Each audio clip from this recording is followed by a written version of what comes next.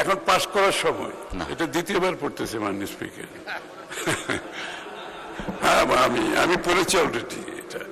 মাননীয় সদস্যবর্গ on my left, মাননীয় সদস্য বৃন্দ অন মাই লেফট, আমি বলছি ওনাকে একটু।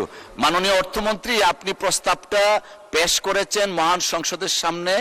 প্রথাগত নিয়মে দুইজন বক্তব্য রাখবেন, এই দুইজনের মধ্যে প্রথম জনাব আক্তার হোসেন সাহেব বক্তব্য রাখছিলেন।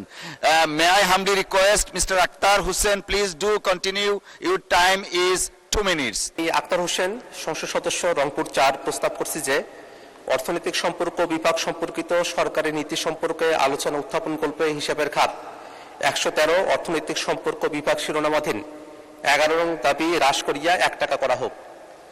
মাননীয় স্পিকার, বাংলাদেশ নানাভাবে ঋণের জালে আবদ্ধ হয়ে পড়েছে।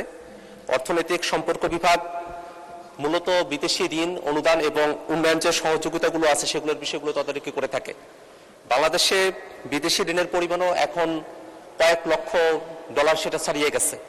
সেক্ষেত্রে বিদেশি ঋণ গ্রহণ করার ক্ষেত্রে অর্থনৈতিক সম্পর্ক বিভাগ কি ধরনের তদারকিগুলো এবং কি ধরনের সিস্টেমগুলো সেখানে ডেভেলপ করেছে সেই ব্যাপারগুলো এখনো পর্যন্ত অস্পষ্ট। বরং আমরা অনেক সময় দেখতে পাই যে বিদেশি দাতা যে সংস্থাগুলো আছে তার উপরে এই অর্থনৈতিক সম্পর্ক বিভাগ তাদের। মাননীয় মন্ত্রী একটু বসেন, ওনার মিনিটটা শেষ হোক। একটু আচ্ছা, একটু বসেন, আমি ওনারটা শেষ করি। জি মাননীয় সদস্য। জি মাননীয় স্পিকার, এই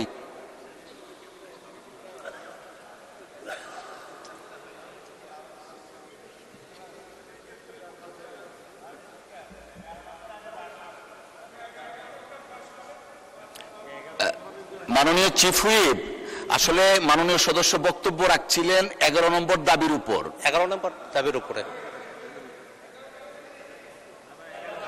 না, 10 নম্বরটা হয়েছে, 11 নম্বরটা চলছে এখন। মে I humbly request honourable ministers and chief whip, please, আমরা 10 নম্বর শেষ করেছি, 11 নম্বরে আছি। 11 নম্বরে আছি এখন আমরা। আপনি কিছু বলতে চাচ্ছেন? জনাব আক্তার হোসেন, আপনাকে আবার 2 মিনিট দেওয়া হবে, দয়া করে একটু বসুন, আমি দেখি মাননীয় চিফ হুইপ কি বলতে চাচ্ছেন। মাননীয় স্পিকার, আপনার যে সামনে সেক্রেটারিয়েট আছে তারাও সহযোগিতা করছেন। তা আমি মনে করি এখন 11 নম্বর চলছে, তারপরে এরপরে 12 নম্বর চলবে। আমরা হয়তো আমাদের ভুল হইতে পারে বা ওখানে ভুল হইতে পারে, আপনারা কেয়ারফুল হবে যে মাননীয় সদস্য যে বক্তব্য রাখছেন 11 নম্বরের উপরে এখন বক্তব্য রাখবেন, তারপরে আমরা এইভাবে আগাতে থাকবো। Thank you very much. হ্যাঁ, 11 নম্বর এখন ছাঁটাই প্রস্তাব চলছে। মাননীয় অর্থমন্ত্রী, নম্বর উত্থাপন করেছি, ছাঁটাই প্রস্তাবের উপর বক্তব্য হয়েছে, এখন পাশ করার সময়। না, দুজন বক্তব্য আচ্ছা, আমি বলছি মাননীয় সদস্যবর্গ অন মাই লেফট, মাননীয় সদস্য বৃন্দ অন মাই লেফট, আমি বলছি ওনাকে একটু।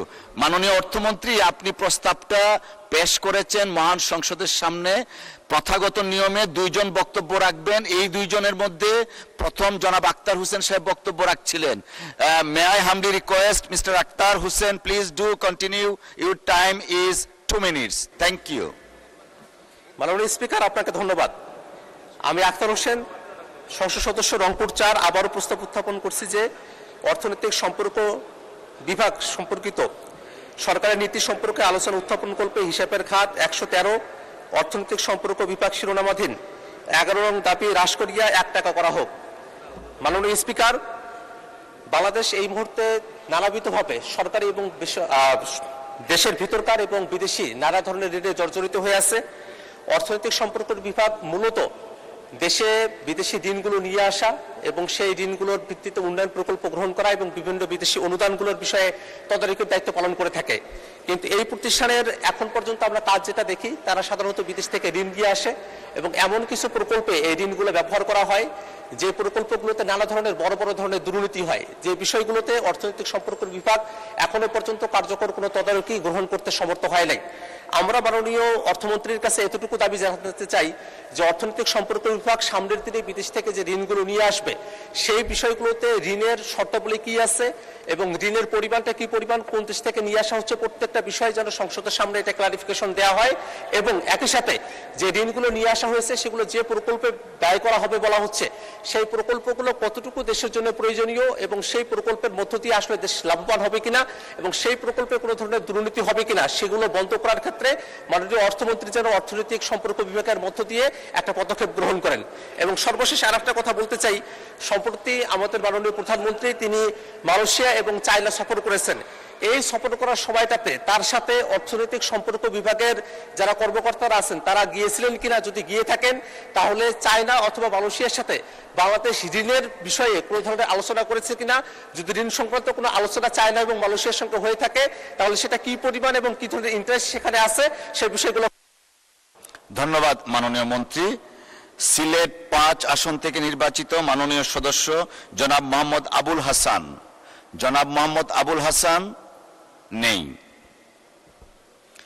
এখন আমি মাননীয় অর্থমন্ত্রীকে ছাঁটাই প্রস্তাবটির উপর বক্তব্য রাখার আহ্বান জানাচ্ছি। মাননীয় অর্থমন্ত্রী।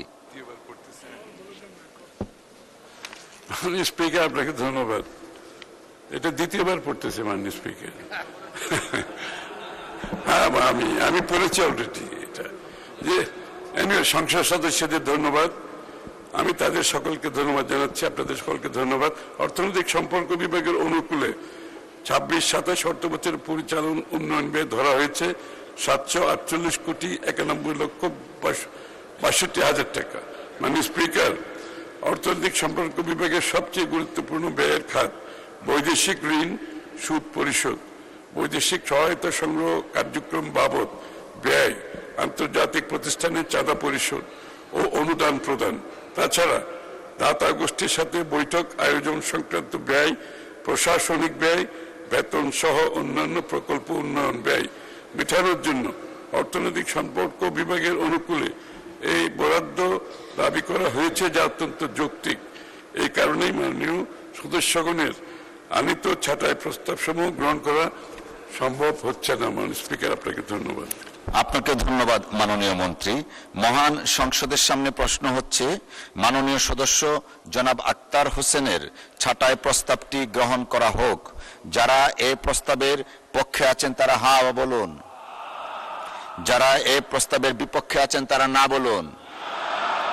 আমার মনে হয় না জয়যুক্ত হয়েছে, না জয়যুক্ত হয়েছে, না জয়যুক্ত হয়েছে। অতএব ছাঁটাই প্রস্তাবটি নাকচ করা হলো।